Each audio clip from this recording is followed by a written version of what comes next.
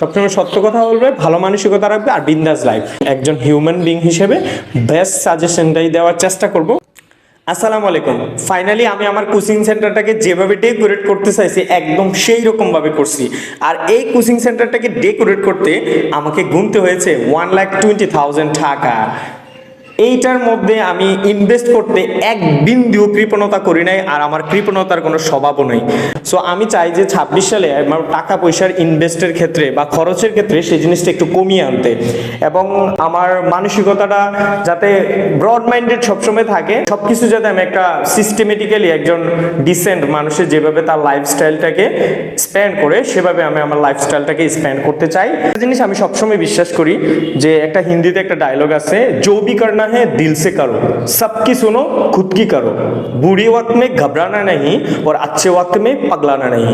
অর্থ হচ্ছে যেটাই তুমি করবা মন থেকে করবা, সবারটা শুনবা কিন্তু করবা নিজেরটা। মানে সবার বুদ্ধিগুলোকে নিজের মতো করে নিজের মতো ক্রিয়েট করে তখন ওই বুদ্ধিটা নিজে মানবা।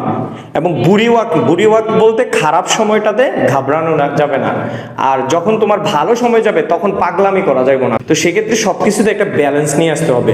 ব্যালেন্স নিয়ে আসলে লাইফের মধ্যে অনেক বেটার ফিল হয় এবং কি একটা ভালো স্ট্যান্ডার্ড লাইফ লিড করা যায়।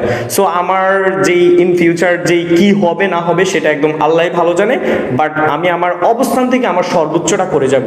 এবং আমার কথাগুলা সকল স্টুডেন্ট এবং সকল স্তরের মানুষের জন্য হবে, এবং তারা যাতে তাদের লাইফস্টাইলে মানে লাইফ চালানোর ক্ষেত্রে আমার কিছু কিছু কথা যদি তাদের উপকারে আসে তারা যাতে এটা বাস্তবায়ন করার চেষ্টা করে।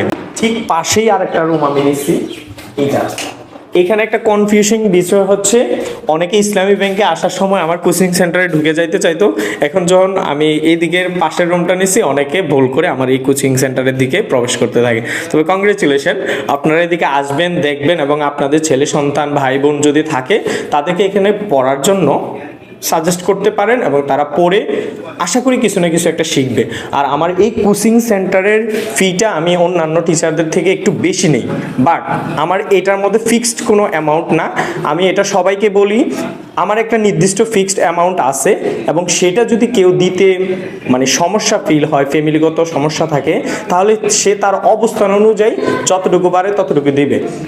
কিন্তু আমরা একটা কথা বিশ্বাস করি যে nothing is free in this world, তবে মিনিমাম একটা অ্যামাউন্ট দিয়ে হলেও পড়তে হবে। তো সেই ক্ষেত্রে কেউ যদি কোনো পারিবারিক কোনো সমস্যা থাকে তাহলে তার জন্য সর্বোচ্চ ছাড় আছে। এখানে বিশেষ কোনো প্যারা নেওয়ার কোনো কিছু নাই। আমি আপনাদের সন্তানদেরকে ভালোভাবে টিচিং দেব, আর সেটা আপনাকে বুঝতে হলে আপনাকে অনলাইনে চোখ রাখতে হবে। আমার ক্লাসগুলোকে আমি অনলাইনে দিব, এবং এইটা হচ্ছে আমার কোচিং সেন্টারের সেকেন্ড রুম, এবং এটা হচ্ছে আমার ভিডিও মেকিংয়ের জন্য। এটা হচ্ছে আমার কম্পিউটার সেটআপ। শুক্র এবং শনি এই 2 দিন আমি তাদেরকে কম্পিউটার শিখাবো, এবং সেই কম্পিউটারের মধ্যে আমি কি কি শিখাবো তাদেরকে, মাইক্রোসফট ওয়ার্ড, এক্সেল, এবং কি মাইক্রোসফট পাওয়ার পয়েন্ট, এই 3টা আমি শিখাবো। এবং কি এডিটিংয়ের জন্য ভিডিও এডিটিং, ইউটিউবিংয়ের ক্ষেত্রে তাদের মানে কিছু একটা প্ল্যানিং দেওয়ার জন্য এই কাজটা আমি করব। আর এটা হচ্ছে গ্রিন পেপার। এটা কেন দিছি, আমরা সবসময় আগে অনেক ভিডিও দেখতাম যে এটাকে বলে এডিটিং, আমরা এরকম অনেক ভিডিও দেখছি। এই গ্রিন পেপারের কারণেই কিন্তু আমাদের পিছনে ব্যাকগ্রাউন্ডটা অটোমেটিক চেঞ্জ করার সুযোগ থাকে।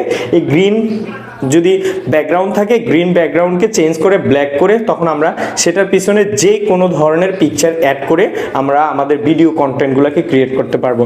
আর এটা হচ্ছে আমার একটা কোচিং সেন্টারের জন্য একটা স্পেশাল একটা আলমিরা। এটার মধ্যে হচ্ছে বিভিন্ন ধরনের বই থাকবে। আমি অনেক বই কিনে নিয়ে আসছি এবং বই পড়ার ট্রাই করি। আপনারাও যদি কোনো বই পড়তে চান, এখানে অনেক বই আছে, সেখান থেকে আপনারা নিতে পারবেন। তবে একটা কন্ডিশন আছে, আপনি যদি এখান থেকে কোনো বই নিতে চান 20 থেকে 30 টাকা আপনাকে পেমেন্ট দিতে হবে। পড়ার পরে আবার বইটা আপনাকে জমা দিয়ে দিতে হবে। আর আপনার টাকা কিন্তু আমি খাবো না। আপনার সেই টাকা জমিয়ে বা যত টাকা আসবে সেটা দিয়ে আমরা আবার নতুন কোনো বই নিয়ে আসবো, এবং কি সেই বইটাও আপনি আবার নিয়ে পড়তে পারবেন। এই ইন্টারমিডিয়েটের কিছু স্টুডেন্ট আইসিটি পড়ায়।